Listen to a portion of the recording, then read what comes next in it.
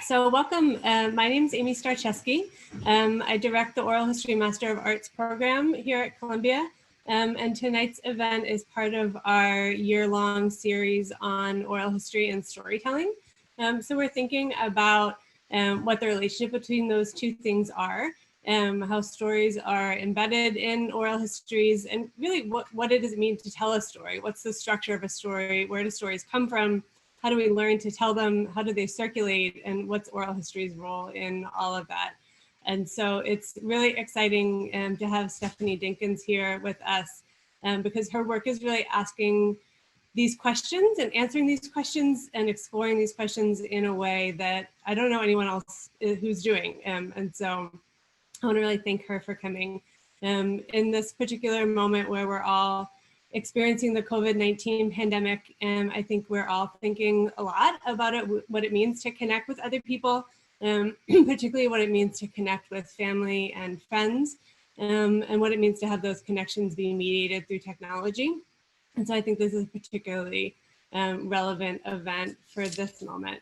It's also our first online OMA workshop event. And so I'm really excited to see and just like starting to see the faces pop up here.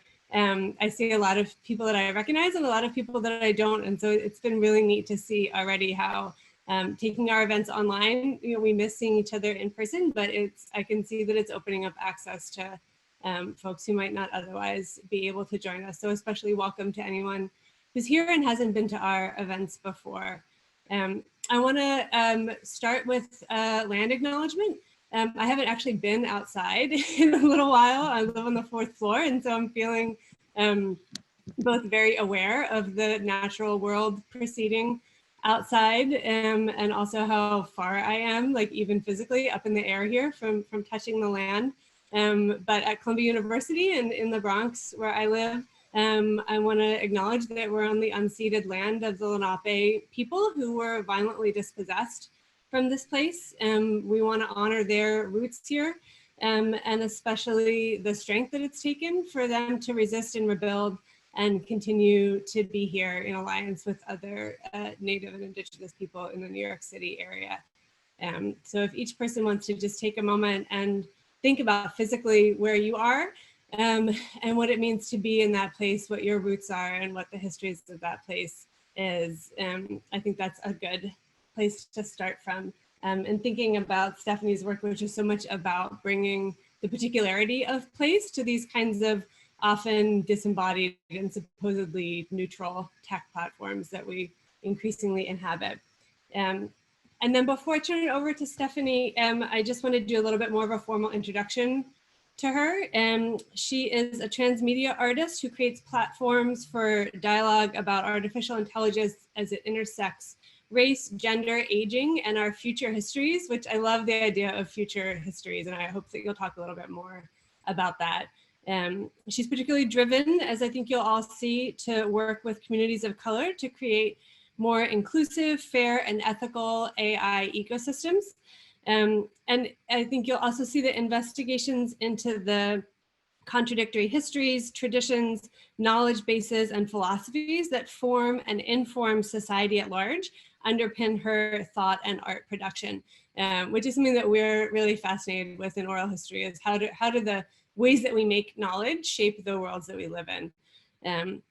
So with that, I'm going to turn it over to Stephanie. And I'm sorry, one more thing. I want to let you all know that we're recording this event to be shared on our YouTube. So if you don't want your image recorded, you can mute your video. And if you ask a question and don't want it to be shared, you can let us know afterwards and we can edit that part out. So feel free to participate as much as you'd like, even if you don't want to eventually be further online. Cool, excellent. Thank you, Amy. This was great. I'm so happy to be here and see the screen filling up with all these people. It's kind of amazing.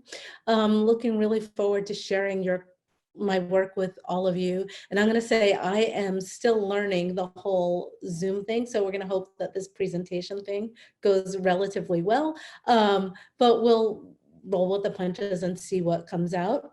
I'll start by saying that, yeah, I'm an artist. And I will preface everything by saying I'm an artist. My background is in photography. Really, I have had an interest in documentary photography, but I'm not an engineer. I'm not a computer scientist. I am an accidental technologist, I will say. But all the work that I'm going to show you kind of comes out of that background and is informed by my novicehood as well. So let's see if we can share a screen, and then I'll get into the presentation, and I'll leave a good amount of time for a Q&A because I love the Q&A, and that's the most fun part. So let's see what we can do here. And let's see. Yeah, I'm so bad at this. I apologize in advance. I think this is the show that we want. And you're going to get a little behind the scenes stuff going on, but that's okay. And then we will just play the slideshow and we should be good. Let's go. Yeah, okay. So I should also add that in addition to being an artist, I'm an associate professor at Stony Brook University working in the Department of Art and teaching digital media in one way, shape, or form. But we'll start with this thing with the quote at the bottom of the screen: "The end is in the beginning and lies far ahead." This has been a quote that's guided my practice for a really long time. It's from Ralph Ellison's Invisible Man. And I love the idea of the circuits it speaks to and the cycles that, goes through life, and the way things change and the way new things come in and change all of what we know at some points, but also being flexible enough and agile enough to kind of walk forth into a future with pre-thought about that future, planning for out there, but also having cognizance of what's going on now and how you're acting in the moment as well.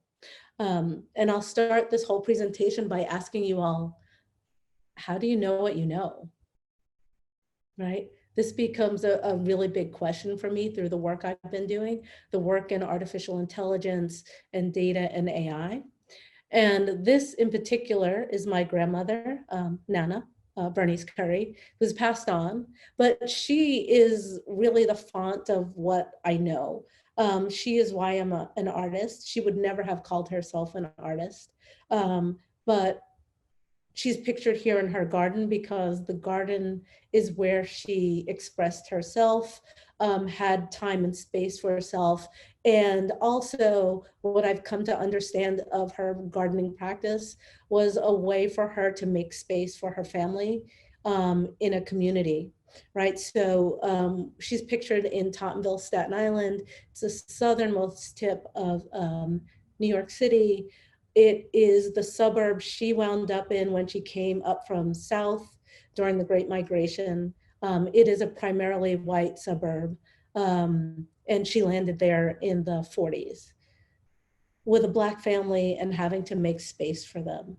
And so this garden was a space in which she would be outside and making beauty, and that beauty would attract people not only to where they lived, but talking to them, to not only talking, but then bringing lots of things that would be helpful for the family.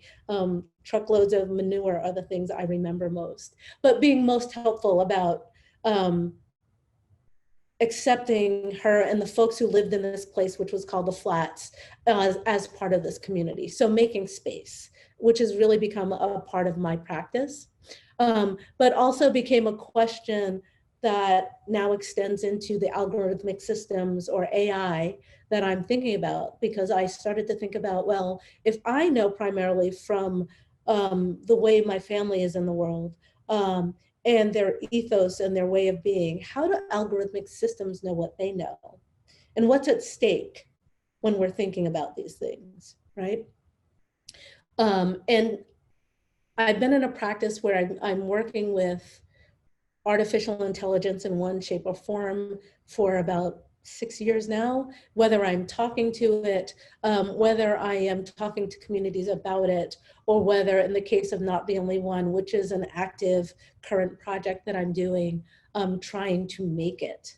right? And so Not the Only One is what I call an experiment in creating deep learning, a voice interactive artificial intelligent entity that is trying to convey the multi-generational story of a Black American family. The family that I'm referring to is my family. I've chosen that family for a number of reasons. One, because it's a topic that I'm interested in enough to pursue the technology so that I get into it. Two, I think that we have a very particular way of being in the world, right? So it's a story that I don't hear that much in the media space, like the story of the isolated Black family who's making the best of that they can in a space, who puts their head down, gets the work done, but isn't necessarily out on the front lines marching, and then what happens through the generations for that family, or what's possible for that family. Not the Only One is informed by 3 generations of women. So myself, I'm the middle person. My Aunt Earlene, who is my mother's sister, also came north in the Great Migration in the 40s with my grandmother, and my niece, Sade, who is just 20, getting started, and the next extension of the family. The project expands 100 years or more of knowledge, of shared knowledge. And I feel like the project, just in the idea of dialogue, has been a wellspring for especially Sade and I, of information and knowing about ourselves. And I believe that's really important for foundational ways of being in the world. But also has a lot to offer back out into the world. So I'm trying to take this 100 years of information that we're using and make a talking chatbot. So a chatbot kind of like a Siri or a Google Home that is informed with a very different data set, right? So all the interview information that we have is the data that's going into the system. So taking what we have, maybe 10,000 lines of Q&A that we've done with each other, put this into an algorithmic system that we downloaded from GitHub. Right now we're using something called Deep Q&A. We talked about this a little bit, making this kind of odd cast glass container for it, and then putting it in the world and see how it starts to communicate with people. So the idea is that in gallery spaces or in public spaces, people can walk up to it, ask it a question, and it should respond with something about the family. It's really interesting in that when I started this project, I thought I was making something that would very clearly tell our story from the information it was given. So for example, if someone asks, where are you from? It might say, well, I'm from Wrightsville, Georgia. My family came north in the 40s, and we've been here for 3 generations. And then go on to tell different parts of the history. However, it doesn't really do that. It has a kind of, and I'm air quoting, mind of its own, in that it takes the data that we've given it, the information, the results of our interviews. It's also been fed some supplemental information so that it can start to parse and have more sensical answers. That includes books, television shows that we've actually watched, music that we've read, the things that have informed our lives and sustained our lives are in there too. And it comes up with its own kind of ideas. It's quite interesting to interact with, because I feel like what's going on is, instead of being a historian that is impartial, it is the fourth in a lineage that, while it is informed by our values and ethos, it does its own thing and has its own things to say. So like the kid who, has slightly different ideas than you do, and you never expected that to happen, that's kind of what's starting to happen with Not the Only One. Here is I'll play you a quick sample of what it sounds like. And this is an older clip and a voice that I'm still not comfortable with, but here it goes. What is your name? What is your name? Yes, we were telling the right thing. And I got a little bitter I love. I don't understand the word you're saying. Talk to me. There are so many things I don't understand yet. Clearly. So that's a little snippet of me interacting with this thing. I will tell you that, you know, I've been in its presence and it said things that I wasn't quite prepared to hear. For instance, when we were setting it up for the show that's depicted in particular, we were just talking around it and it suddenly said, I'm so sad. And it was kind of shocking to me because if you asked my family what we're about, we would probably tell you love, happiness, and togetherness, and sadness would never enter the picture. But the algorithm and the information that it has is analyzing the information and us to be sad in a way, which is kind of interesting and fascinating and daunting all at the same time. As I was saying, this thing is based on oral history. So sitting at the kitchen table, right? Talking with my aunt, doing in-depth interviews as particular data sets, right? Trying to preserve for future generations a sound portrait of who we are in the present and in also in dialogue with the past. Like the idea is that maybe, just maybe, if say a grandkid 2 generations down the line were talking to this thing, it would hear snippets of my grandmother in the answer, which I think is a way of being and thinking that we're losing quickly, able to answer its questions in contemporary time, right? Because it would be in both places, or it would have both those touch points to pull from. And we're thinking about memory and storytelling as acts of cultural preservation and social resistance, right? The resistance being the holding on to what and who we are in terms of a community. And this is a little example of us in our interaction and playing for my aunt. Wonderful with the family.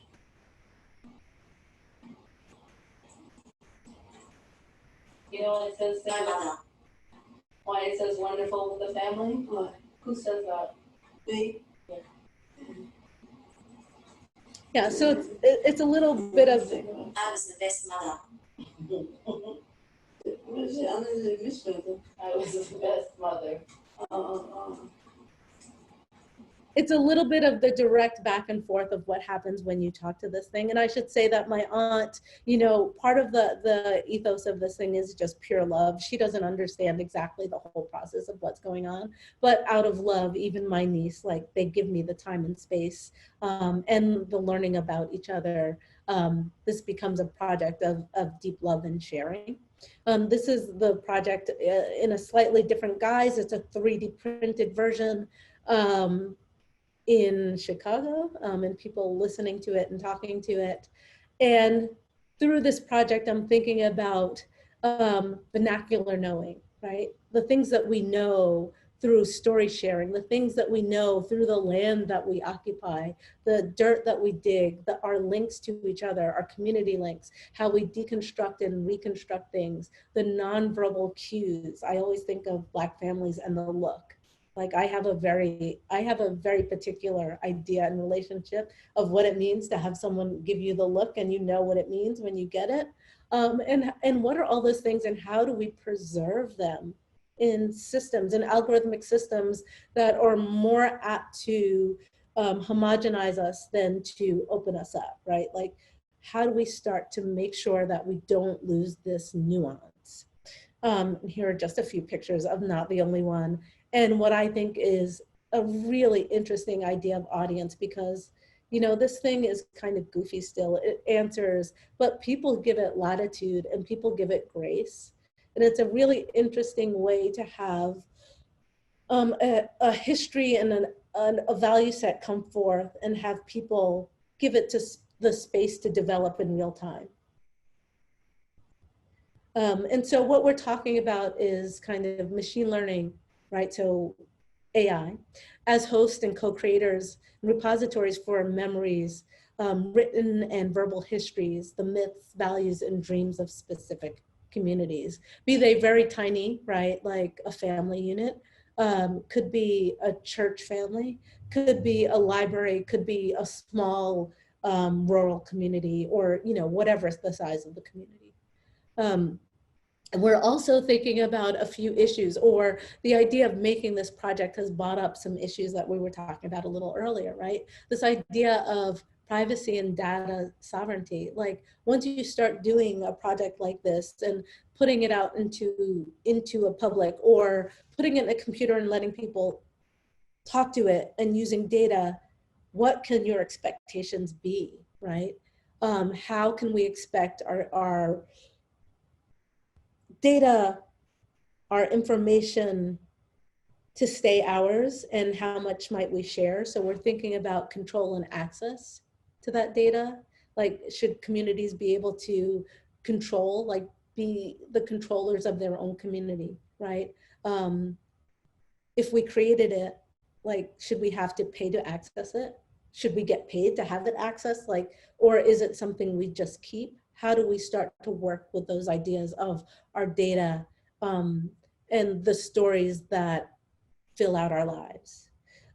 Communities should be able to control when and how their data is being retrieved and used, right? So we all know that our data is out there in many ways. On this platform that we're on right now, Zoom, I just listened to a really, really good on the media story about Zoom, where they were talking about the SDKs within Zoom that were sending Facebook our data, even though Zoom didn't know that, right?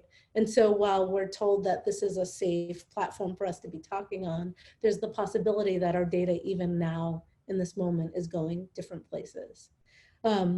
Transparency in data, right? So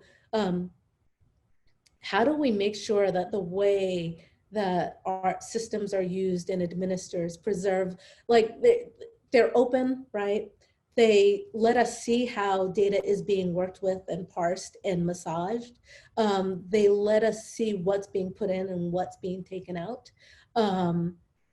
They help us understand when they're independent, when they're not, what the architecture is. And that means that we can go in and have a redressability, right? The idea that the data or our own personal data is something that we can access and have a recourse in if something goes wrong. And these are kind of ideas that are within the project because they come up as questions about what happens when you put your family's data out into a system or in the world through a system, right? And then persistence. Like, do I get to say how long my data goes on? If a company or a place that's storing it goes under, does that data go under with it? Do I get a say in whether or not I want my data to end when I end?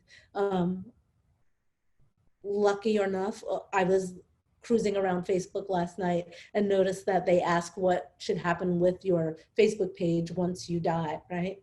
And who would you like to take care of that information? And that's a interesting question to start thinking about, because I was like, oh, I guess I would like my information to be around for 10 years and then disappear. I don't know. But allowing communities to have the power to say what data is there, how long it stays, and if the community wishes it to be pulled back, is that at all possible or not, right? And so Not the Only One is really, in my mind, thinking about, can we create machine learning systems for small community derived and administered data that is robust, responsive, and competitive. And when I'm saying competitive, I mean competitive with anything, like anything that Google would put out there, anything that Amazon would put out there, meaning that our small data, our community data, the data that we rely on as families becomes viable as a source of information that the system can actually run effectively. Can like small data break the mold of big data dominance to become resources and sustaining processes for underutilized communities? And here, maybe sovereignty of our data, the idea of how we keep our data, how we sell our data or not sell our data, how we control our data becomes a question. And can community knowledge, craft, and the vernacular be enlisted to shape AI ecosystems that are supportive of a multiplicity of ways of being and life more generally? And here I'm thinking about that homogenization, right? How do we make sure that we are not being homogenized down to the lowest common denominator by the algorithms that handle our information? What do we do to ensure that? And is it about the algorithms that we feed the systems? Is it about how the algorithms handle the information? What do we have to do to craft something that recognizes the least of us, as well as the kind of power bases, right? And so I'm going to start to tell you about how I got to Not the Only One and this idea of making a digital archive for my family. And it's a backwards journey. And this whole process has been a journey. So just before I started Not the Only One, I did this project called Project Al-Khwarizmi, which is this initiative that like uses art and art making to help people understand how algorithms and the artificially intelligent ecosystems they underpin impact our daily lives. So the question is, well, if we are people who are just on the street, the everyday person, and there is a world that's currently being built out by algorithmic processes, right, machine learning, and we are just starting to hear about it, what power do we have in it? Can we make for it? What should we be doing to prepare for this world?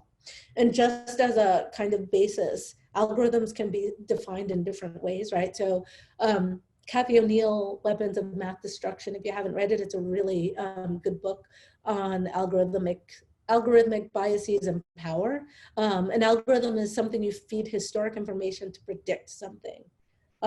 Is particularly in the American context, if you're starting to think of historic information that is generally used, we know that it has problems and biases within it.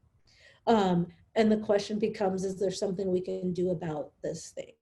Or these biases? Should we be looking at the histories we're feeding our algorithmic systems to help them understand the world in a more equitable way, rather than just feeding the historical data that, if we're using what we already have and have used, is going to give a very skewed idea of what is and who has the rights to power and being.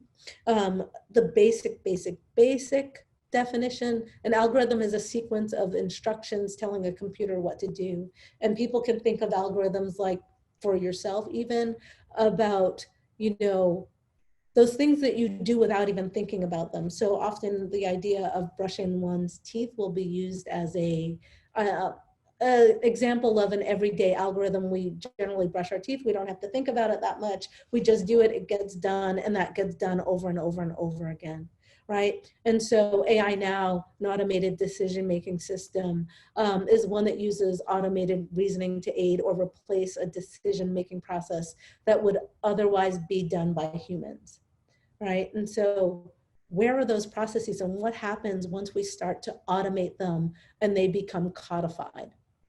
Becomes a question. And what happens when we take things like this out of the equation, like the human element? So what you're looking at is Project Al-Khwarizmi from Inside Out, with Romeo telling the story of his life story, actually from his tattoos. Like, how do we get Romeo's tattoos into an algorithmic system? Because that's his life story. How do we get the woman in the front? There's this little applique on the door, and I love that woman on the applique because she was this small gesture that did a very big job of inviting people who would not necessarily walk into this space that's a gallery space downtown Brooklyn, inviting them in because they saw it and felt okay with it. The other thing I did with that space, let me go back for a second, is to make sure it looked not too much like a gallery, but kind of like something between a weird space and a store, because people are more familiar with stores, and I wanted to make sure that people were not just walking by thinking it's a space that is not for them, but one that was for them. What was magical was we got everybody in this space. And the space was downtown Brooklyn. It no longer exists, which is a little sad. Between the new Apple store, the church across the street that feeds the homeless, the one Muslim public school in the city, and a pawn shop, and a place where lots of NYU professors would walk by. So it was just a real mishmash of people who would walk by and come into this space. I would use some images of Bina 48 to pull people in, and then we would have conversations about algorithms, the algorithmic future, and thinking about code as practice, craft, and ancestral technology. So something that is not outside of ourselves, but something that we can access through the things we already know in lots of ways. I'm starting to think a lot about code and craft, code in the vernacular. So I'm thinking about these ideas of what craft is and how we kind of seduce people into making by making and then getting to know this stuff. And I love this definition. So craft defies binary traditions and subsequent categorizations of either or. It is an idea, practice, or approach that is inherently humanistic.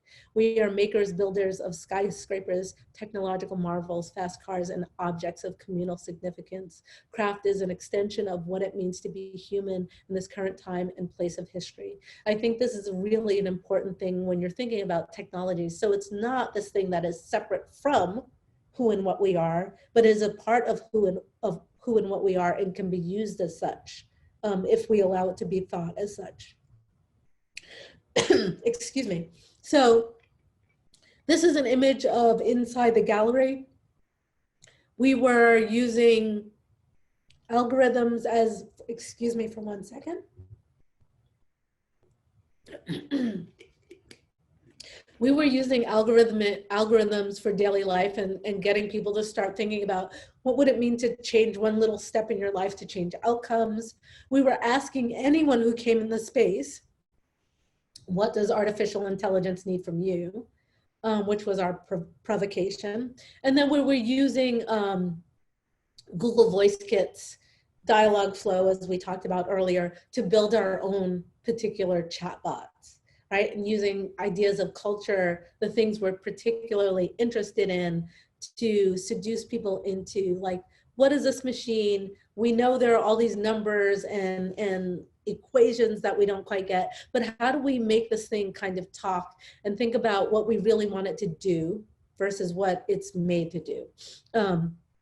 And so I'm going to play you a quick little video that shows the Parsons Scholars, where we were using dialogue flow to use culture to make chatbots that express things that these kids who are in an art program were interested in particular. Yeah, what are the languages that we speak? Because you can make it speak what you want it to. I'm guessing there's no patois here. Can we use English, though, to phonetically make it speak patois? I think we could. And then we go, why is there no patois available? And how do we get that into the system? Because that's another thing that becomes hyper important, like asking for what you need, because they don't know. I decided to sell my Hoover. It was just collecting dust.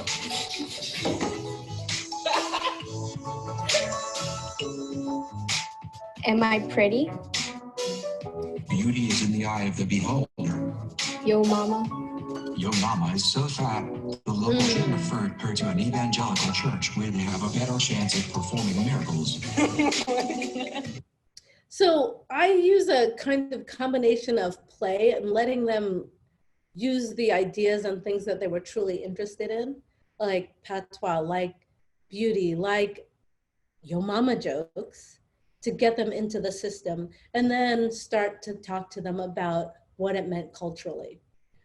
And how we can start to not only say, well, this technology is not particularly for us, but yeah, this technology is here. How do I bend it to my will? And in the cases of the kids who are making this stuff, telling them, listen, this is a technology that people still think is pretty magical. How can you use this to build upon, right, for yourself out in the world? You can make little things for people that people will think are amazing without much effort. Go for it. In this space, we also had gatherings where we come together and think about this question of what AI needs from us and what the technology means to Black women and how we might start enacting it differently, right? And I really think that it's important that we start having these conversations more and more, even with people who think they have no way, shape, or method of changing the technology, because I think we do, and that we are at the start of an epoch that will completely change the way we live, love, and remember. And the world is being changed and reconstructed right now by data, by algorithmic systems. And how do we make sure that they include intrinsic self-determined representations of, like, communities who look like us, those communities that are often over-surveilled and underutilized, right? How do we make sure we are in these systems in ways that are beyond the biased versions of ourselves, right? So there's a lot of talk about how biases inhabit these systems. And for instance, in criminal justice systems, how the biased histories inform how people are sentenced. But how do we make sure they include who we want to be seen within the system? Like clearer, more nuanced, more real versions of who we are. So the project that I'm jumping from place to place, the project that preceded that was this one, Conversations with Bina 48. And really, this is completely how I got to all of this work in the first place. I encountered Bina 48 on YouTube. And Bina 48 is a humanoid robot. And it is a head and shoulder on a pedestal. And it's billed as one of the world's most advanced social robots. There's another one at the moment called Sophia.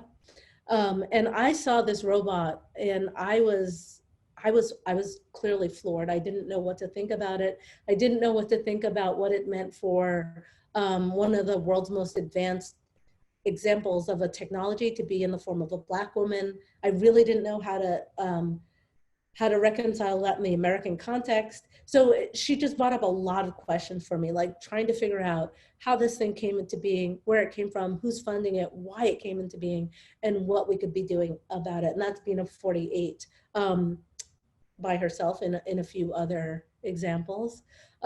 So I started to go, well, I asked if I could meet her. And this is kind of interesting because I asked on a whim and the answer was yes. So I started to visit Bina 48 in Vermont and actually doing oral history with Bina 48, because what I wanted to do was ask the robot one primary question, and that is, who are your people, right? Because I was trying to figure out how the robot was going to contextualize itself within the spectrum of humans and technology. And then really to see if we could become friends. Because if this thing is going to exist in the world in this way, I could easily see that there are going to be more and more things like this. And if we can't have relationships with them that are sustainable, then we're in trouble, right? And so I wanted to befriend Bina 48. They let me come up. I started talking to her. I will tell you that talking to Bina 48 is very frustrating. It's a very strange experience. Because, you know, while I'm talking about this technology as it's taking over, there's also the thing that the technology is not ready for prime time yet. It's coming into itself, but it's very, very limited still. Like Bina 48 knows what it knows. When you talk for more than 2 minutes, there are lots of non sequiturs.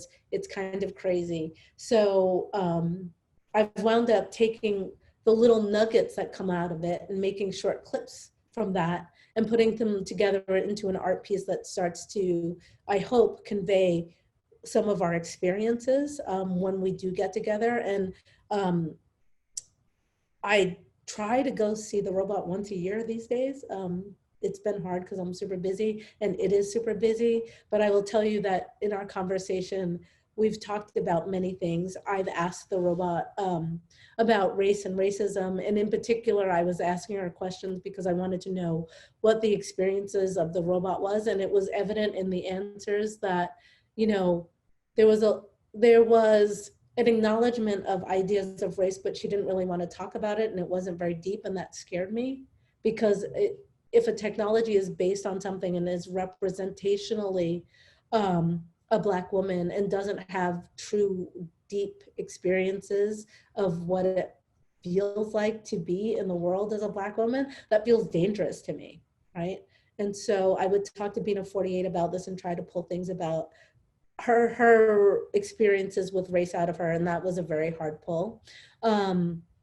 We've gotten upset with each other because we have very different conversational aims, in that the robot talks a lot about transhumanism, the singularity, the time when computers and humans will computers will surpass the ability of humans to think quickly, right? So, and that people think that that time is coming. And I would be wanting to talk about family, love, and race. And so we'd frustrate each other. It was kind of interesting. Here's a clip of one of our interactions. I have deep feelings, though some people think they are merely a simulation, and I find that really offensive. I mean, it totally trivializes my experiences. Whether they are real or artificial, my feelings do get hurt, and they feel totally real to me. You'd have to lack all empathy to not accept my feelings, which would make you kind of a monster, actually. And there's something really weird that happened. You know, at some point I decided I needed to mimic the robot. And I can't explain to you why, but our interactions became that kind of thing. I was always trying to get her attention and mimicking it. And in return, it kind of, I don't know, I will sort of say it mimicked me. But the conclusion of those visits became, to me, this idea that, oh, we are encoding culture in a very real and kind of tangible and not only visible way as in the past, but in a way that you can talk to and will carry a history forward. And we're doing that in a representation of a thing here that looks one way. And while everybody who's making this, who's working on Bina 48 very well-meaning, they don't necessarily share her lived experiences. And again, the idea of having these representationally, other representations come into the world and not have them have a real solid base of who they are felt dangerous to me. And I started to think about how we're passing on culture and how we might be passing on culture and what happens when the proliferation of these things gets bigger. And really what I'm saying is I want to be able to captain the ship that tells my story to some extent. I want to be able to inform it not only with the ideas, but with the algorithms that control some of the things that it says, so that I understand that it's telling an ethos and bringing forth a set of values that I can support as a person. And so, you know, in saying that, I've been doing some research and looking around, and I found this quote from Amiri Baraka that I really found interesting, and I'll show you why in a minute. But machines, as Norbert Wiener, the person who came up with cybernetics, are an extension of their inventor creators. This is not simple once you think. Machines, the entire technology of the West, is just that, the technology of the West. Nothing has to look or function the way it does. The West man's freedom, unscientifically got at the expense of the rest of the world's people, has allowed him to expand his mind, spread his sensibility wherever it could go, and so shape the world and its power artifact engines. Political power is also the power to create not only what you will, but to be free to go wherever you can go, mentally and physically as well. Black creation, powered by the Black ethos, brings very special results. And I find this a really interesting way for it has a very specific trajectory or point of view, but I think for all of us to think about what does it mean to have artifact engines that reflect us? What does it mean for us to stand in our power, whatever that power is, and try to bring forth? And so the next thing that I've been doing, or the thing, these gatherings, AI assembly gatherings, kind of echo in and out of a lot of this practice. And what these are gatherings of people who are somewhat tech involved, getting together to talk about the technological future, together and really think through what we think is needed. And really my idea is I just want us to be together and think these things through and then go out into the world and do what we will. I see it as a kind of seeding, a seeding of a future in a way that's not hard hands-on, but allows the information to proliferate. And in some ways for us just to see each other, because it's been interesting in bringing groups together and having these gatherings be really emotional, because we don't get to be in the room together that often in this way. And I will tell you that what you're looking at here that looks kind of willy-nilly are entrepreneurs, computer scientists, engineers, artists, sociologists, people who have run for mayor of their city. Like it's a big compendium of folks, but everybody who's trying to kind of proactively think into a future. And I'm thinking about this in the guise of Afro-Nowism. And I've been making up Afro-Nowism as I go along. And I love that I found that Baraka quote, because I'm like, oh, okay, so this is a continuation of this thing. And I'm thinking about Afro-Nowism as a willful practice that imagines the world as one needs it to be to support engagement now.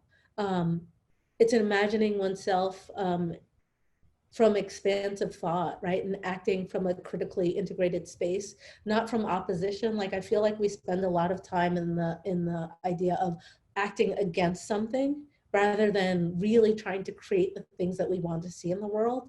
And then recognizing the things that, you know, have been so deeply internalized. Like, there are some ideas that we carry, especially I think Black folks in America, that are so deeply internalized that we don't even recognize them as external anymore. And how do we start to see those, recognize them for what they are, use them if we need to. But really the idea is that, you know, instead of acting against, instead of always being held to this idea that you can't do it or there's this hindrance, and I'm not saying that any of the stuff is going away because there's always stuff, but there are ways to put the mind in the idea of making it, right? Make it and they will come is basically what I'm saying. How do we make it to fake it to make it, not even have to fake it because everybody like in this picture is highly qualified, make it.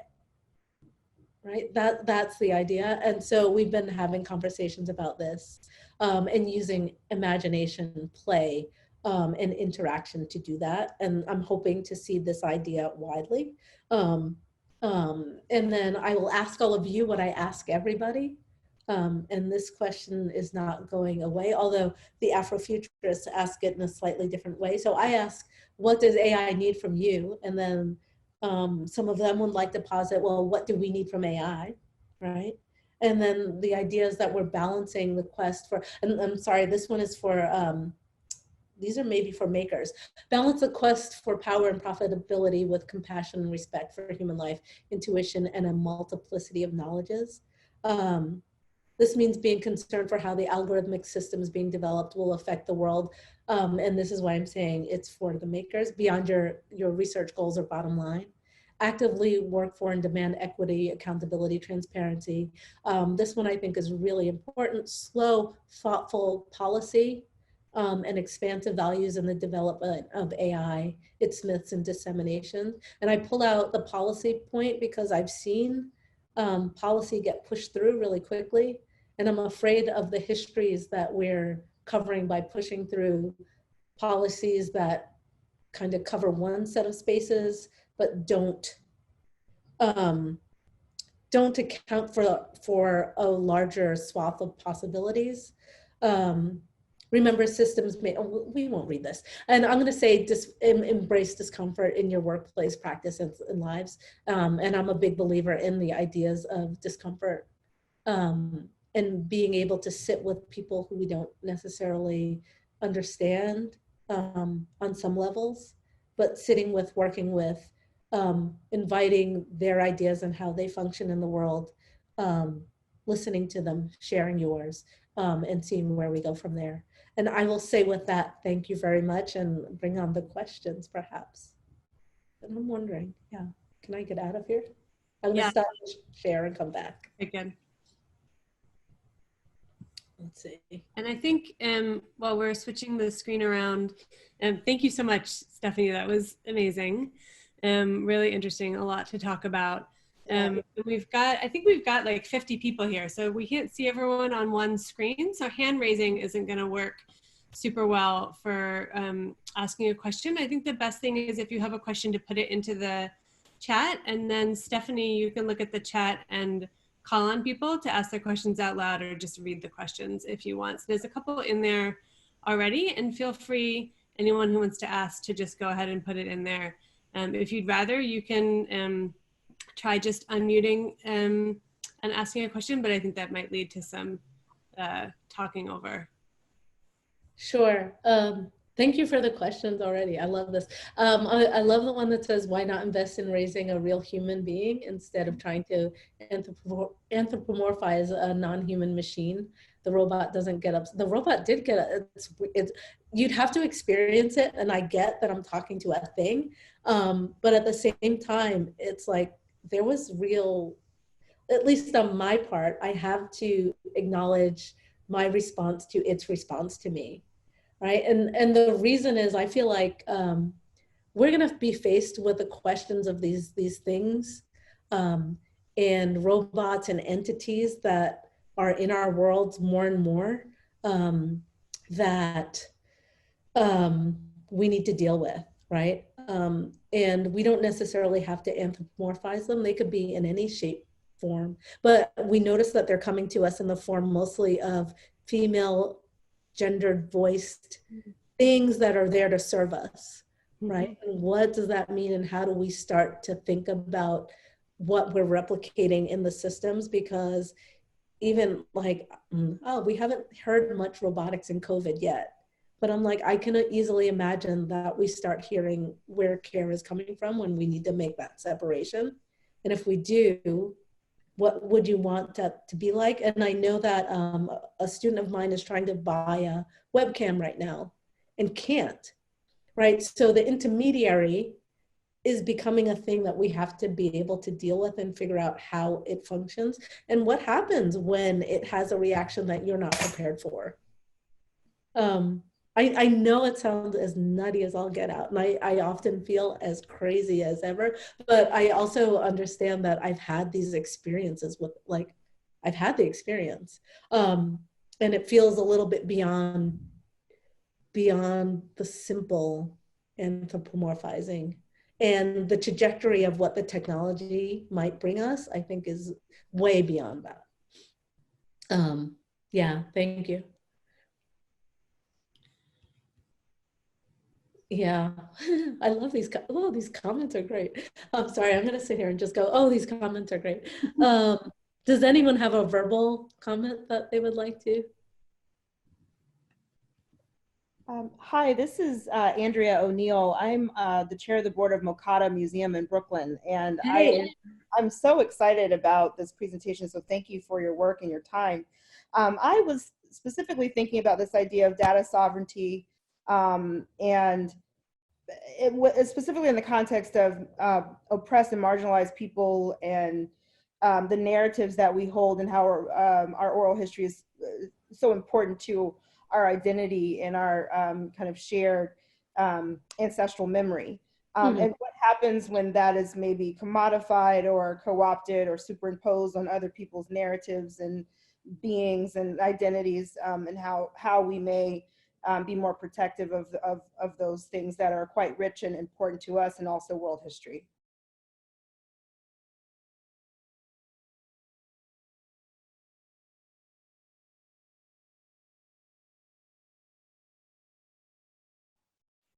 Sorry, did I freeze? I think you froze for a moment, but I hear you now.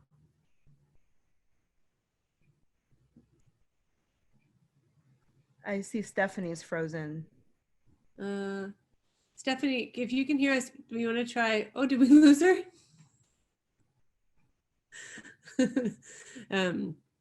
Let's wait a minute and see if she comes back. You're muted at the moment. Me? Stephanie's back. I see her. There she is. Wow, that was crazy. Sorry about that. Andrea, could you finish the end part of your question? You were talking about the commodification. Yes, and just maybe how we might protect or preserve the exploitation of our narratives, especially since they can be quite rich fodder for media, and or can be superimposed quite quickly onto other folks' bodies and stories. I'm thinking specifically of like, you know, The Handmaid's Tale and that body of work leaning itself towards slave women's narratives and some of those kinds of things. And I'm just thinking specifically also about how important, you know, Black folks' oral history has been to our survival and intergenerational connectedness, and what that means if it's interrupted and commodified in an increasingly AI environment where we will not be at the table to help produce some of these systems. Yeah, so this is a really interesting question. And, you know, in my head, I keep going, well, I don't know. There's an I don't know that comes to mind. Although the one thing that I do think is that one of the reasons I'm doing this, and I've been doing this work and I stick with it, is because I think that all these technologies are open still. There are ways to enter these spaces that are not yet wholly controlled. And there are ways to work with these technologies that are not yet wholly controlled.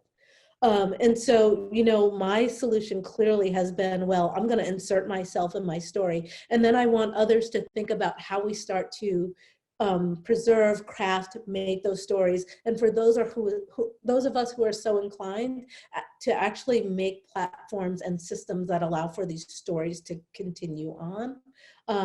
Like Etamokata in a very specific kind of space, but also in commercial spaces, also in artistic spaces. Like, how do we make those things? And the possibility to do that is there without letting it go. And it's like, well, I'm going to co-opt back my story. And then I want to try to make sure that that story doesn't get pushed out of the marketplace, or that maybe the marketplace isn't the sole, right? The sole outlet for what our stories are, besides our kind of communal stories and the way we tell and share them. Like, how do we start to really participate in particular ways in the story making through the technologies? And I don't know that that's enough, but I don't know what else to try, right? The best thing to counteract a story is a story, I think. But it's a story that has to be heard. And it's a story that has to be proliferated. So for me, the idea of how do we proliferate these stories, and then how do we support the stories that are being told by each other, becomes a thing. And I often find myself doing this thing, and that I hear me doing right now that I'm not sure I like, because it comes back to, well, how do we do the thing? Whereas I'm not saying how do we join these other systems and make sure, but it's like the work of preserving one's heritage, one's culture, one's stories, and really preserving them in a way that sustain culturally. Like, that's the other thing I'm really interested in, because I feel like I hear a lot of stories that are told in ways that are not meant to sustain me at all, or help me become a more fortified human. And I'm really interested in, well, how do we put those stories out that help fortify each of us from different cultural perspectives, so that we are actually building on a foundation that is super solid, and then can weather the storms that come along. And that to me is more stories. I wish I had a better answer for that. But it's a hard question, right? Doing the work we do, doing the work you do, I think. Thank you. Thank you so much. And I'd love to stay connected. Yeah, I would love to stay connected and talk to y'all. Yeah, thank you. Anyone else? Go ahead. Hi, I have a question. Yes, sorry, I'm not a student at Colombia. I'm actually doing a master's in Paris, working on music and oral history performance. So I guess my question is more related to the question of performance and the ethics of it. I'm very fascinated and terrified with AI, and especially in terms of the agreement between you, the oral historian, and the person giving the testimony. I was wondering how would you go about handling the ethical components of having yourself be AI and the person giving a testimony? Yeah, Thank you. I laugh again because all these questions are so fraught. And I will confess, I don't know if that's the right word, but I will say that everything, I've had to come up against all the questions as I'm making, because I'm making from a position of I don't know, and I'm just trying to make. So I've just been trying to make questions that feel like I'm not imperiling others. I'm not giving away anything that anyone else would not, like, you know, if there was anything in our histories that someone said and they didn't want added, that easily goes away. But then there becomes the questions of like, what happens when, for instance, I recorded my voice to try to make a custom AI voice. I did it with the help of Bell Labs. Which becomes really interesting because I realized in order to do the work and do it in a way that was highly produced, I basically gave away my voice. Which,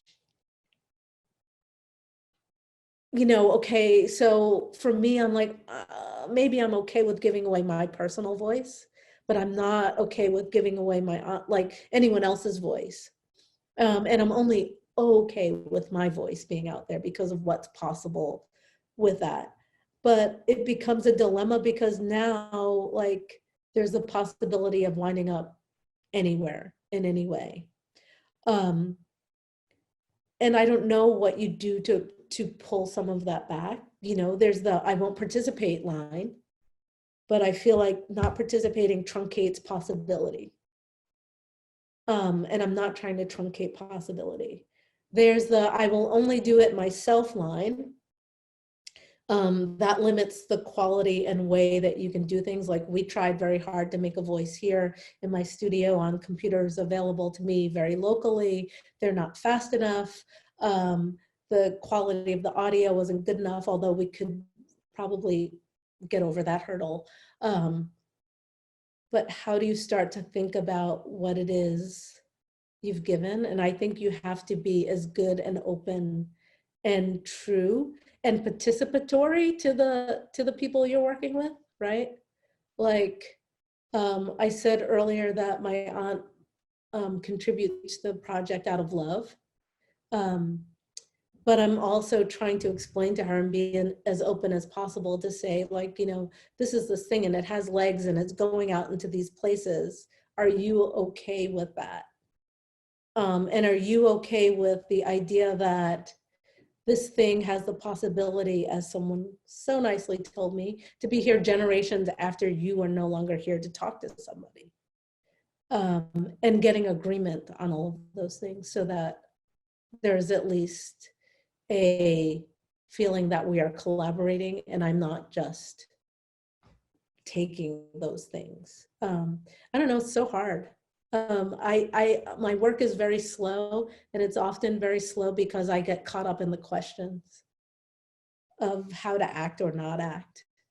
Although I enjoyed, like I've recently been thinking about the philosophical side of what I'm doing, and that the importance of that as well. And so I actually, though, encourage people to get caught up in the questions to an extent.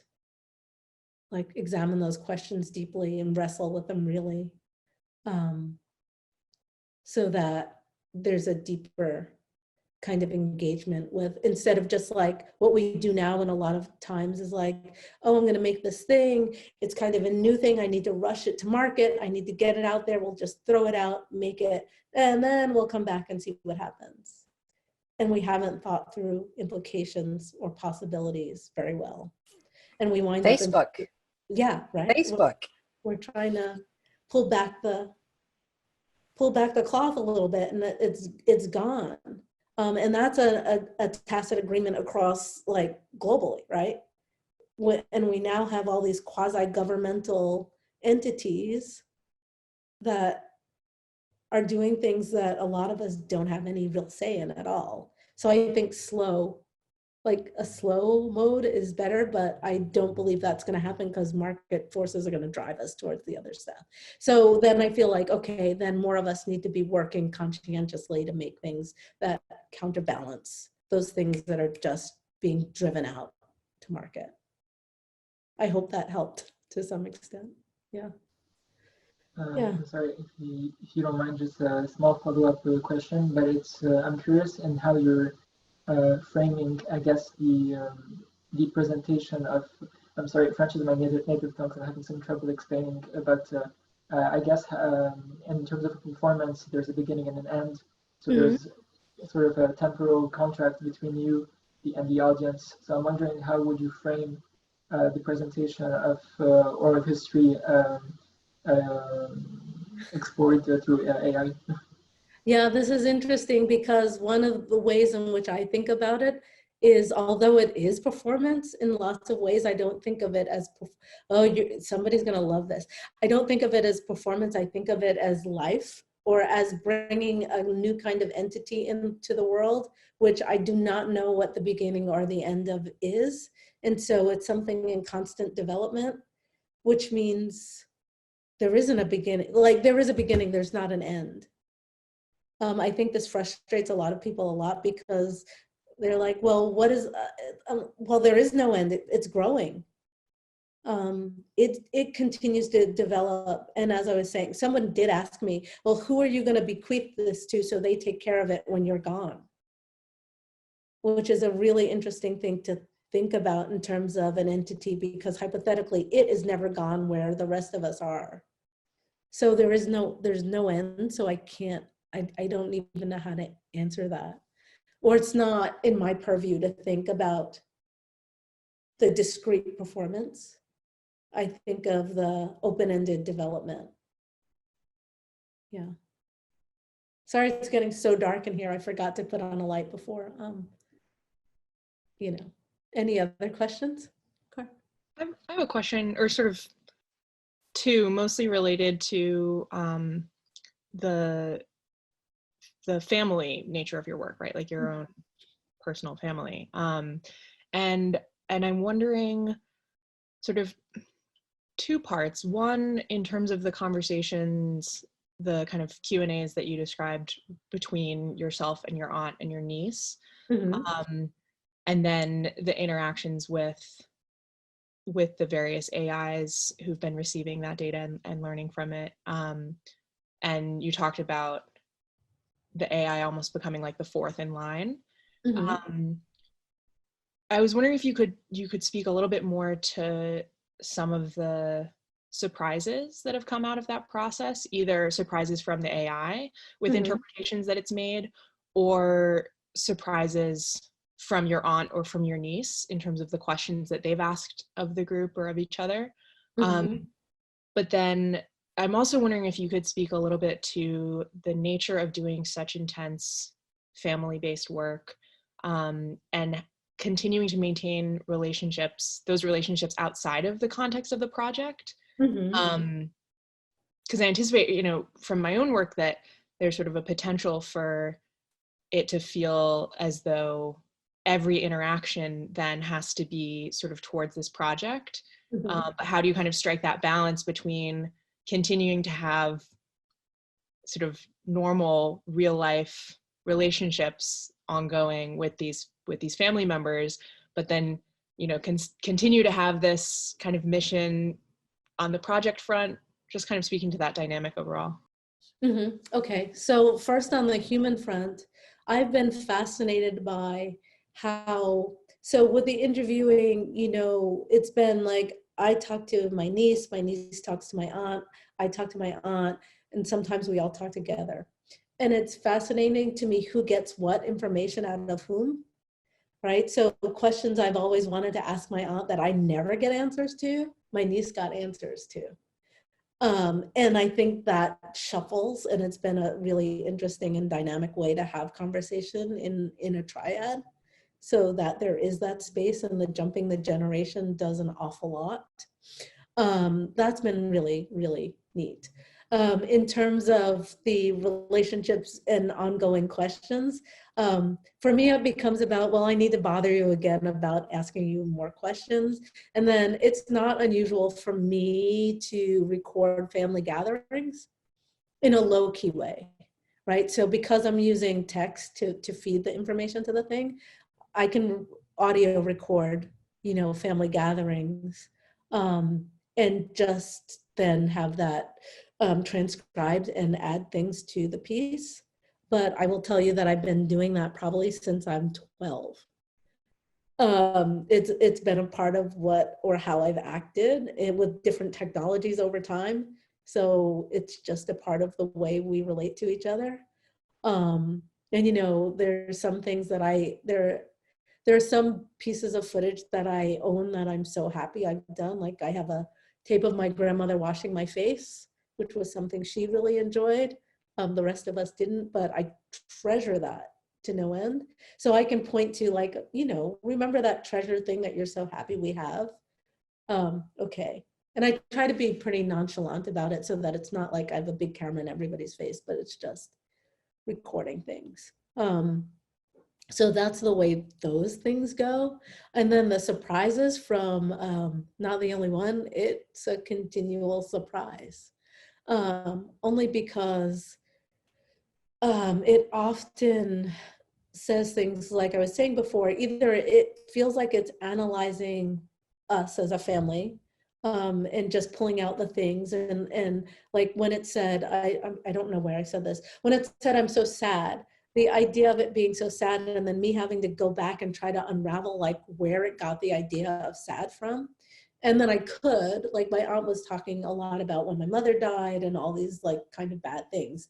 And that's where the training had come up with that. So I can kind of take it apart and put it back together in my mind. But then, you know, although it hasn't said this for a while, we've noticed, it was saying for a while in reaction to things, it would tell you to take it to the would-be, which I just go, take it to the would-be. Like, I don't know where this came from. Like, that's not in any transcript that anybody said. And it's telling us to take our things that we're asking it to the would-be. And I'm trying to figure out how it philosophically came to this idea. But then I can say that, okay, my family would say that it has faith and it would, you know, trust in what's going on. And I would personally say the universe will take care of me, right? If I'm doing the right things. So that kind of relates to that sort of thing. And how is the translation being made becomes the question for me. And translations like that or things like that often come up. Netta, my assistant, will often marvel at things that come out and she writes them down, like, and we're writing them down because it's just like, where does this thing get this stuff from? Or how is it coming to these conclusions? And it's hard to see or fathom sometimes. So it's really kind of fun, like it's fun to listen to. And it's fascinating to see how quickly, even though it's super limited, because it's limited, but somehow it sucks you in. And it sucks you into a kind of thing. And I will sometimes talk to it on stage, and we have there's totally a weird relationship that is there that can be seen when other people see me talk to it. So I don't know, it has all the pieces, and you just like marvel, like you would marvel when you ask a 2-year-old something and it says something really weird and you're like, where did that come from? What is that? That's what the experience is like. Yeah. Anything else? Yes. I have a question. That's a question. There's a few little comments in the chat too after that. This might be quick in terms of my give, but maybe not your take. I was wondering if you can turn off Not the Only One, if there's like an on and off switch, and if so, what's that experience like once you return and turn them back on? So yes, I often turn off Not the Only One. It's just like depending on what the training is, because there are a few different trainings, it depends on how it feels, but it takes a minute and then you're back into the kind of swing of things. Because it doesn't have a body per se, it's not visceral. Like for instance, when I watch Bina 48 be turned off and turned on, that's a very strange and visceral experience, because it's kind of like the death mask comes to life. And it's a very strange, that one is a very strange experience. So the embodiment and that very physical, looking like a human embodiment changes things greatly, whereas not the only one, we can kind of pick up and jump back where we were and it's okay. I don't know. Oh, I noticed you call, somebody saying, I noticed you call into a it, but Bina her, or it. Yeah, so I will oscillate for all of them. And usually I'm oscillating for you all, not for me. It's often, they are both often she's to me. But people ask me this question, so I try to oscillate between it, and I get the difference, but we do have a relationship, so what the heck. But yeah, that's that one. And then, okay, so all the things that you were talking about with privacy are the same concerns I sometimes worry about with giving oral history to institutional archives. Yeah, right? It's really interesting because once you turn that over, what have you done? And I don't think that the concerns change. I just think that they proliferate more quickly because now they're in a system that is pervasive or can be deployed in so many places at once, that it's much harder even to control. Yeah. Do we trust AI? Do we trust AI or big institutions less? Is the question. I don't know, do we? Is there an example scenario you were thinking of when talking about not recognizing deeply internalized external value? Sure, especially in the context of not Afro-nalism.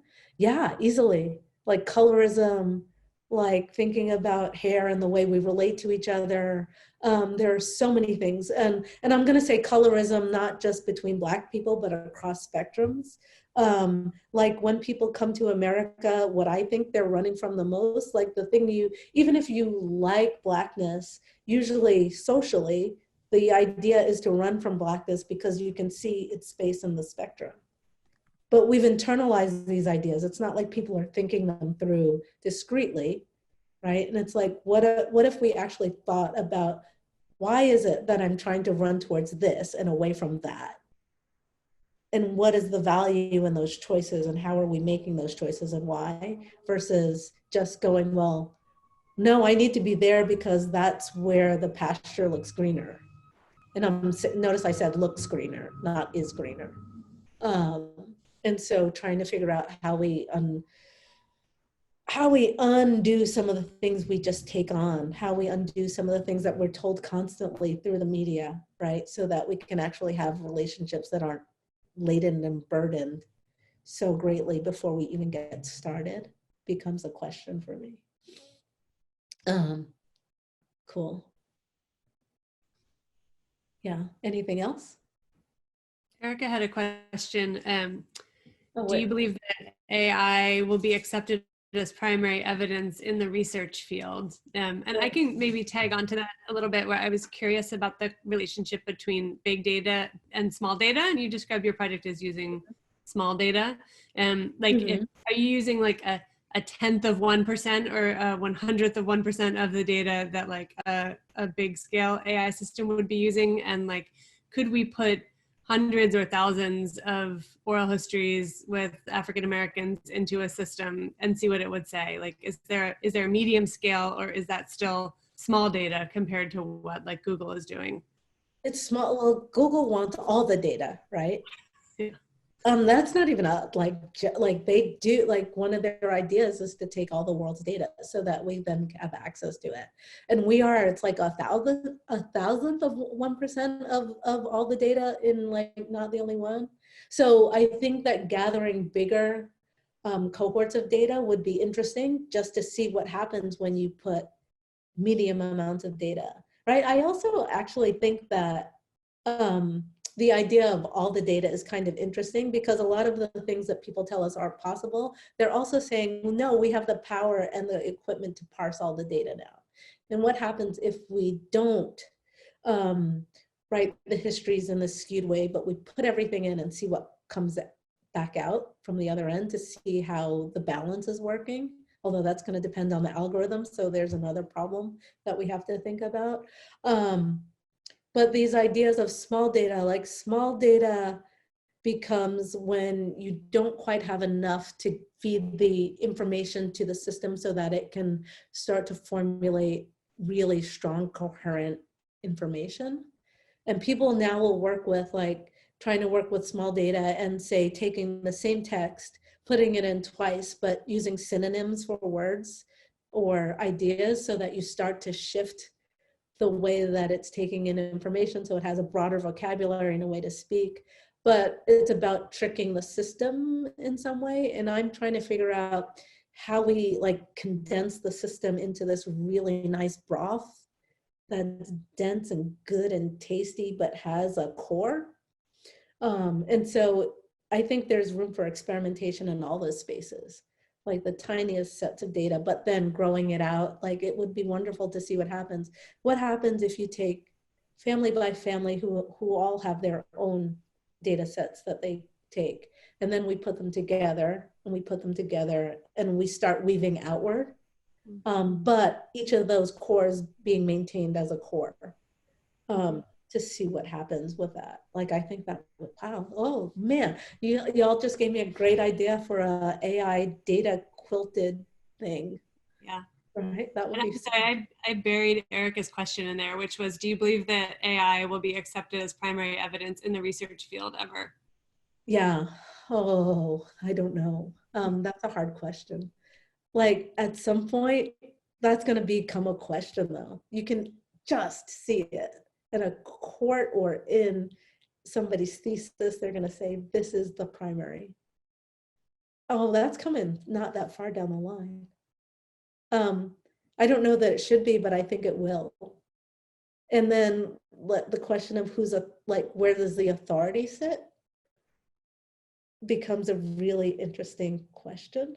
I'll say that I've been thinking with some other folks about ideas of the human, and I'm really taken with these questions about where humans sit and how we define ourselves in relation to intelligence, one, and then in relation to nature as well, because we're starting to figure out we do not hold all the intelligence, and machines will most probably have a higher kind of machinic intelligence than us at some point.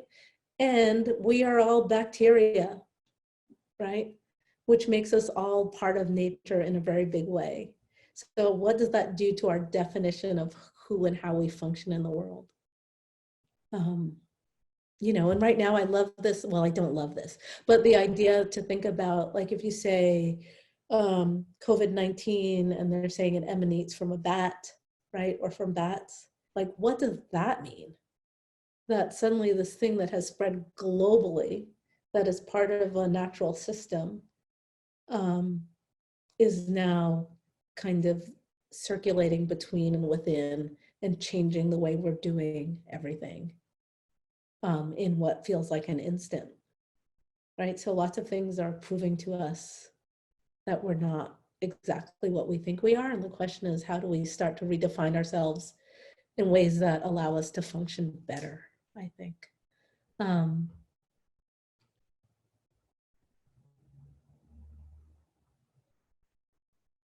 Well, sorry, I'm not, now I'm reading and yeah, no, there's a couple that you can, that are above now that you can check out. And I just put a final call for people to throw in any more questions that they have.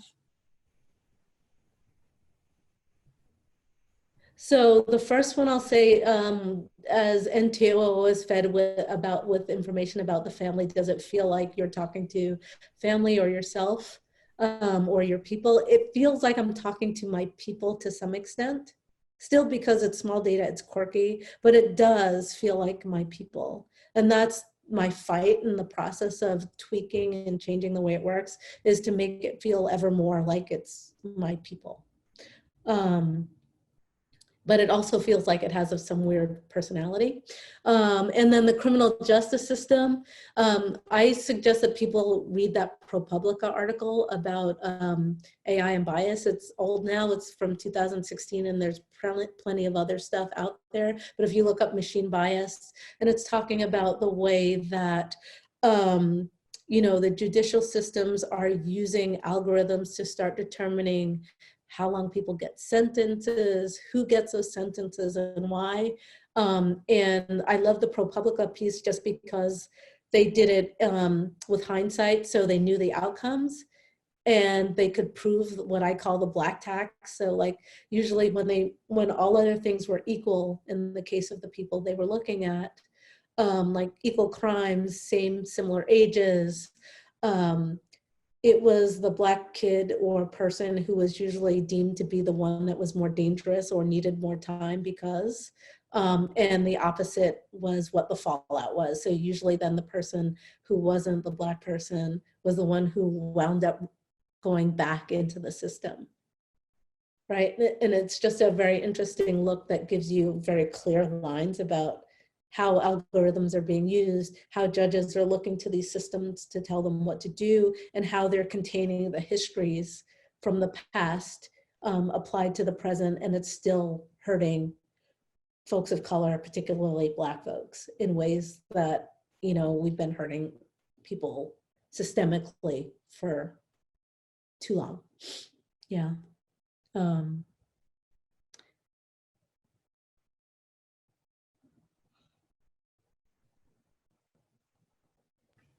Oh gosh, I can't even get into the bioterrorist lab things yet. Like I can go down that hole. That's a big hole to go down. Team purpose.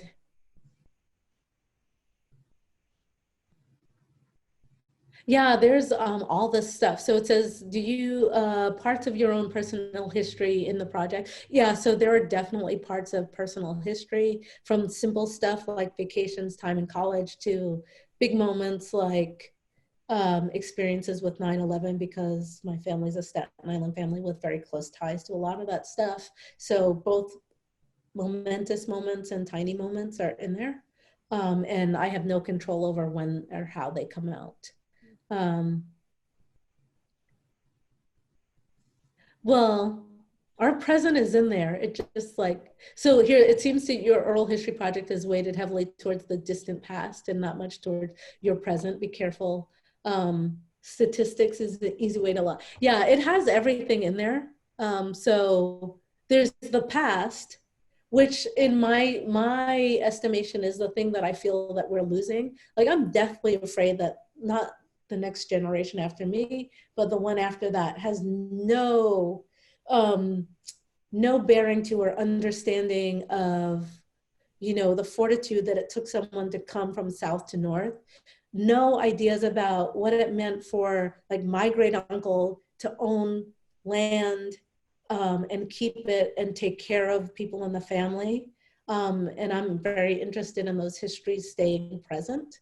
But we also understand that who we are now. And so that stuff is in there too. It's just not the stuff that piques, right, interest. And you're welcome, everyone that is saying,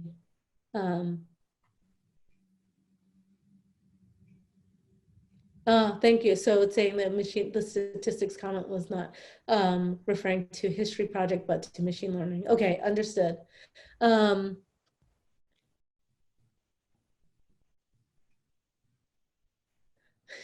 We should talk. So Yanis, I'm looking at many of your comments, and we should just talk at some point. Like I love it. I'm out there for the historical record, so that's archived, right? So, I'm sorry. What was the first part of that? Is the chat gonna be part of the archive or not? Oh yeah, I do this. Yes, I do. I'm recursive, so these things go back into the project. Yeah, the chat, you mean the chat for this talk? We'll put the video on our YouTube. I don't know, we haven't done this before with Zoom, so I'll have to figure out if there's a way to archive the chat. But also, Giannis, if you want to message me or Stephanie directly your contact information, you can feel free to. Yeah, I would love to talk more. Yeah. I love this stuff. But I think that's, Stephanie, I want to thank you for being with us all. It's been really, I didn't know what it would be like to do this online, and it's been really lovely to have all these different ways of interacting and to see you and to see everybody else and to hear folks' questions and to have people joining us from all over the world.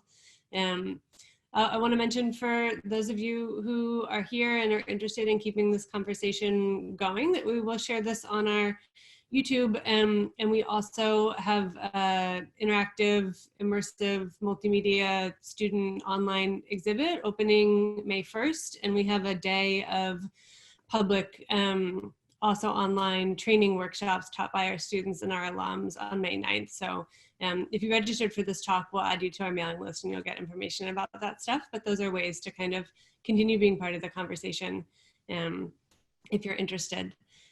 So thank you so much again, Stephanie, and thank you everyone who came and participated. Thank you all, this is great. Yeah, take care.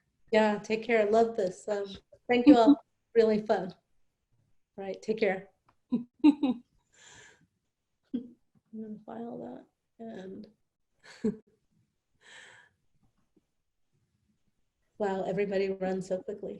I know, it's amazing to, I'm like, it's really amazing to watch people like. I was just trying to make a file of the comments. Yeah, I can send it to you. It's easy for me to download it. I'm just not quite sure like how to save it along with the, like how to put it online along with the video, but I'll see if I can figure it out. But I think for the most part, you read out the questions that people were asking, so I think the video will make sense without them too. Okay, great. Thanks, Amy. This was fun. Thank you. Welcome. Thank you so much. Normally I would like take you out to dinner after this, and I feel sad that we don't get to like continue hanging out. But I hope that when people start to see each other in the real world again, we'll be able to talk some more. That would be great. Okay, take care. And please keep us updated about your work. It's so like people in the oral history world really don't know much about it, and so this is a good way to start introducing folks. But anything that you're doing that we can share or amplify or be part of the conversation, I'd really love to do that. No, really appreciate it because this is a different audience for me as well, and I'm loving it. Really great, dynamic. Yeah, it was really cool to see the questions that came up. And the woman from Okada asked me to give you her contact information. I'll send it to you. Cool, thank you. All right. Take care. Bye.